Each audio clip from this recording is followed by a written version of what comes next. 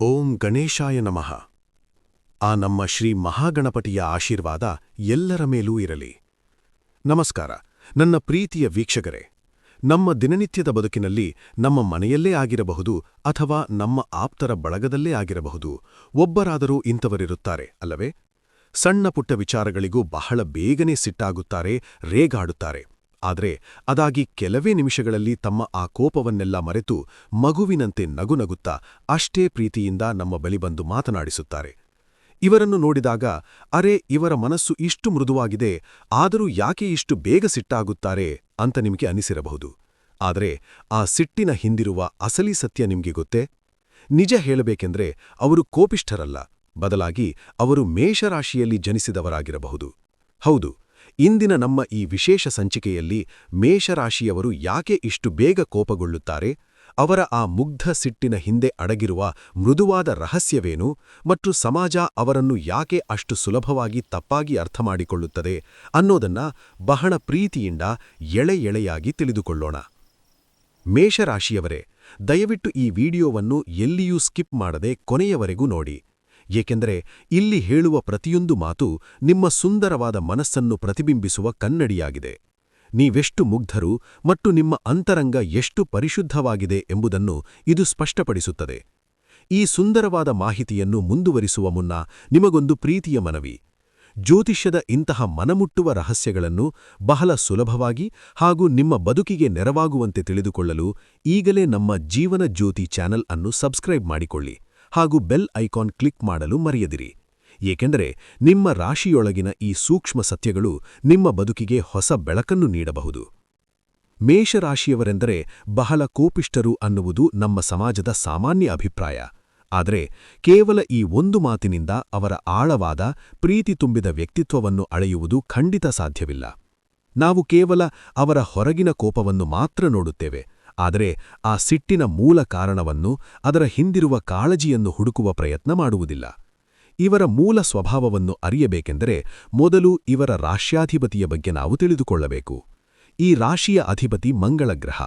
ಮಂಗಳ ಎಂದರೆ ಕೇವಲ ಯುದ್ಧ ಅಥವಾ ಆಕ್ರಮಣಶೀಲತೆಯಲ್ಲ, ಅದು ಅಪಾರವಾದ ಶಕ್ತಿ, ತಮ್ಮವರನ್ನು ರಕ್ಷಿಸುವ ಸಾಹಸ ಪ್ರವೃತ್ತಿ ಹಾಗೂ ನೇರ ನುಡಿಯ ಸಂಕೇತ. ಒಬ್ಬ ತಾಯಿಗೆ ಅಥವಾ ರಕ್ಷಕಿಗೆ ತಮ್ಮವರ ಮೇಲೆ ಹೇಗೆ ಅಪಾರವಾದ ರಕ್ಷಣೆಯ ಭಾವನೆ ಇರುತ್ತದೆಯೋ, ಹಾಗೆ ಇವರ ಮನಸ್ಸಿನಲ್ಲೂ ತಮ್ಮವರಿಗಾಗಿ ಮಿಡಿಯುವ ಯೋಧನೊಬ್ಬನಿದ್ದಾನೆ. ಎಲ್ಲಾದರೂ ತಪ್ಪು ನಡೆಯುತ್ತಿದ್ದರೆ, ಅನ್ಯಾಯವಾಗುತ್ತಿದ್ದರೆ ಅದನ್ನು ನೋಡಿಕೊಂಡು ಸುಮ್ಮನಿರುವ ಜಾಯಮಾನ ಇವರದ್ದಲ್ಲ. ತಕ್ಷಣವೇ ಅದಕ್ಕೆ ಸ್ಪಂದಿಸುತ್ತಾರೆ. ತಮ್ಮವರ ಪರವಾಗಿ ನಿಂತಾಗ ತಾಳ್ಮೆ ಕಳೆದುಕೊಳ್ಳುವುದು ಇವರ ಸಹಜ ಗುಣ.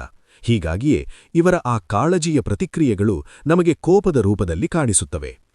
ಇದಕ್ಕೆ ಮತ್ತೊಂದು ಕಾರಣವೆಂದರೆ ಅವರ ಅಗ್ನಿತತ್ವ. ಮೇಷ ಒಂದು ಅಗ್ನಿತತ್ವವನ್ನು ಪ್ರತಿನಿಧಿಸುವ ರಾಶಿ. ಬೆಂಕಿಯ ಗುಣಲಕ್ಷಣ ಹೇಗಿರುತ್ತದೆ? ಒಲೆಯಲ್ಲಿ ಉರಿಯುವ ಬೆಂಕಿ ಹೇಗೆ ಮನೆಗೆ ಬಿಸಿ ಮತ್ತು ಬೆಳಕನ್ನು ಕೊಡುತ್ತದೆಯೋ, ಹಾಗೆಯೇ ಇವರ ಭಾವನೆಗಳೂ ಕೂಡ. ಇವರ ಪ್ರತಿನಿಧಿತ್ವ ಬಹಳ ತೀವ್ರ.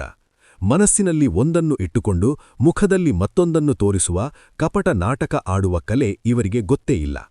ಹೃದಯದಲ್ಲಿ ಏನಿದೆಯೋ ಅದೇ ಅವರ ತುಟಿಗಳ ಮೇಲಿರುತ್ತದೆ. ಇವರ ಈ ಅಪ್ಪಟ ಪ್ರಾಮಾಣಿಕತೆಯೇ ಅನೇಕರಿಗೆ ಅಹಂಕಾರದಂತೆ ಅಥವಾ ವಿಪರೀತ ಕೋಪದಂತೆ ಭಾಸವಾಗುತ್ತದೆ. ಆದರೆ ಬಹುತೇಕರಿಗೆ ತಿಳಿಯದ ಒಂದು ಅತಿದೊಡ್ಡ ಸತ್ಯ ಇಲ್ಲಿದೆ.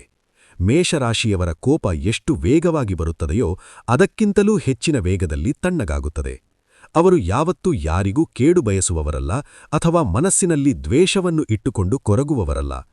ಒಮ್ಮೆ ತಮ್ಮ ಸಿಟ್ಟನ್ನೆಲ್ಲ ಹೊರಹಾಕಿದ ಕೂಡಲೇ ಎಲ್ಲವನ್ನೂ ಮರೆತು ಮತ್ತೆ ಅದೇ ಪ್ರೀತಿಯಿಂದ ಸಹಜ ಸ್ಥಿತಿಗೆ ಮರಳುತ್ತಾರೆ. ಇದು ಅವರ ಅತಿ ದೊಡ್ಡ ಶಕ್ತಿ. ಹಾಗಾದರೆ ಜನರು ಇವರನ್ನು ಯಾಕೆ ಇಷ್ಟು ಸುಲಭವಾಗಿ ತಪ್ಪು ತಿಳಿದುಕೊಳ್ಳುತ್ತಾರೆ? ನಮ್ಮ ಸಮಾಜಕ್ಕೆ ಮುಖವಾಟ ಹಾಕಿಕೊಂಡು ಎಲ್ಲದಕ್ಕೂ ಹೂ ಎನ್ನುತ್ತಾ ನಾಟಕ ಮಾಡುವವರಿಗೆ ಹೆಚ್ಚು ಇಷ್ಟ. ಆದರೆ ಮುಚ್ಚುಮರೆಯಿಲ್ಲದೆ ಕಟು ಸತ್ಯವನ್ನು ಹೇಳುವವರನ್ನು ಅಷ್ಟು ಬೇಗ ಒಪ್ಪಿಕೊಳ್ಳುವುದಿಲ್ಲ. ಮೇಷರಾಶಿಯವರು ಎಂದಿಗೂ ಕೃತಕವಾಗಿ ವರ್ತಿಸುವುದಿಲ್ಲ. ಅವರಲ್ಲಿ ಮೋಸದ ಗುಣವಿರುವುದಿಲ್ಲ.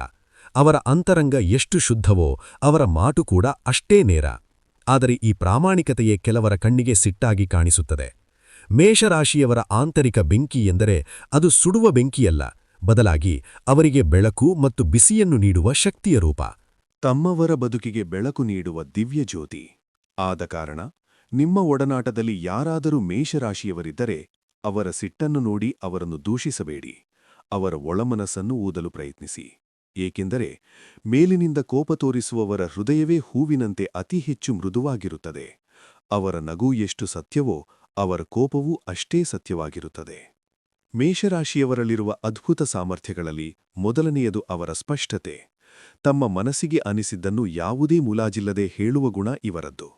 ಮನಸ್ಸಿನೊಳಗೆ ಕಲ್ಮಶ ಇಟ್ಟುಕೊಳ್ಳುವುದು ಇವರಿಗೆ ಗೊತ್ತೇ ಇಲ್ಲ.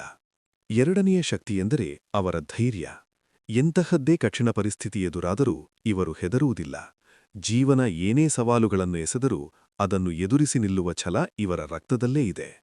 ಮೂರನೆಯ ಶಕ್ತಿ ಅವರ ಮಗುವಿನಂತಹ ಶುದ್ಧ ಮನಸ್ಸು. ಹಳೆಯ ಕಹಿ ಘಟನೆಗಳನ್ನು ಇವರು ನೆನಪಿಟ್ಟುಕೊಂಡು ಸೇಡು ತೀರಿಸಿಕೊಳ್ಳಲು ಕಾಯುವುದಿಲ್ಲ. ಕೋಪ ಬಂದಾಗ ಅಲ್ಲೇ ಬೈದುಬಿಡುತ್ತಾರೆ. ಆಮೇಲೆ ಆ ವಿಚಾರವನ್ನು ಅಲ್ಲೇ ಬಿಟ್ಟುಬಿಡುತ್ತಾರೆ. ಪ್ರತಿದಿನವನ್ನು ಹೊಸದಾಗಿ ನಗುನಗುತ್ತಾ ಆರಂಭಿಸುವ ಅದ್ಭುತ ಮನಸ್ಥಿತಿ ಇವರದ್ದಾಗಿರುತ್ತದೆ. ಇವರ ಮತ್ತೊಂದು ವಿಶಿಷ್ಟ ಗುಣವೆಂದರೆ ದಾರಿ ತೋರುವ ನಾಯಕತ್ವ.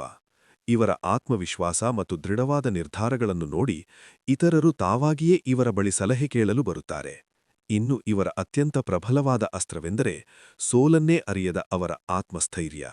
1000 ಬಾರಿ ಮುಗ್ಗರಿಸಿ ಬಿದ್ದರೂ ಮತ್ತೊಮ್ಮೆ ಪುಟಿದೆದ್ದು ನಿಲ್ಲುವ ತಾಕತ್ತು ಇವರಲ್ಲಿದೆ. ಅನುಭವಿಸಿದ ನೋವನ್ನೇ ತಮ್ಮ ಶಕ್ತಿಯನ್ನಾಗಿ ಮಾಡಿಕೊಳ್ಳುವ ಕಲೆ ಇವರಿಗೆ ಒಲಿದಿದೆ. ಬಿದ್ದಾಗ ಧೃತಿಗೆಡದೆ ಮತ್ತೆ ಎದ್ದು ನಿಲ್ಲುವುದು, ನೋವನ್ನು ನುಂಗಿಕೊಂಡು ಮುಗುಳ್ಳಗುವುದು ಮೇಷರಾಶಿಯವರಿಗೆ ಪ್ರಕೃತಿದತ್ತವಾಗಿ ಬಂದಿರುವ ವರವಾಗಿದೆ. ಸಂಬಂಧಗಳ ವಿಚಾರಕ್ಕೆ ಬಂದರೆ ಮೇಷರಾಶಿಯವರು ಯಾರನ್ನಾದರೂ ಹಚ್ಚಿಕೊಂಡರೆ ಅಥವಾ ಪ್ರೀತಿಸಿದರೆ ಅದು 100ಕ್ಕೆ 100ರಷ್ಟು ನೈಜವಾಗಿರುತ್ತದೆ. ತಮ್ಮವರಿಗಾಗಿ, ತಮ್ಮ ಕುಟುಂಬಕ್ಕಾಗಿ ಏನೇ ತ್ಯಾಗ ಮಾಡಲು ಅವರು ಸಿದ್ಧರಿರುತ್ತಾರೆ. ಆದರೆ ಅದೇ ವ್ಯಕ್ತಿಗಳು ಇವರ ಪ್ರೀತಿಗೆ ಬೆಲೆ ಕೊಡದಿದ್ದರೆ ಯಾವ ಗಲಾಟೆಯೂ ಇಲ್ಲದೆ ಮೌನವಾಗಿ ಅವರಿಂದ ಶಾಶ್ವತವಾಗಿ ದೂರ ಸರಿಯುವ ಕಲೆಯೂ ಇವರಿಗೆ ಗೊತ್ತಿದೆ. ಇವರ ಸಿಟ್ಟಿನ ಹಿಂದಿರುವ ಅತೀ ದೊಡ್ಡ ಸತ್ಯವೇನೆಂದರೆ ಇವರು ಎಲ್ಲರಿಂದಲೂ ಎಲ್ಲವನ್ನೂ ನಿರೀಕ್ಷಿಸುವುದಿಲ್ಲ. ಆದರೆ ತಾವು ಜೀವಕ್ಕಿಂತ ಹೆಚ್ಚಾಗಿ ಪ್ರೀತಿಸಿದವರಿಂದ, ನಂಬಿದವರಿಂದ ಪ್ರಾಮಾಣಿಕತೆಯನ್ನು ಮಾತ್ರ ಕಟ್ಟುನಿಟ್ಟಾಗಿ ಬಯಸುತ್ತಾರೆ.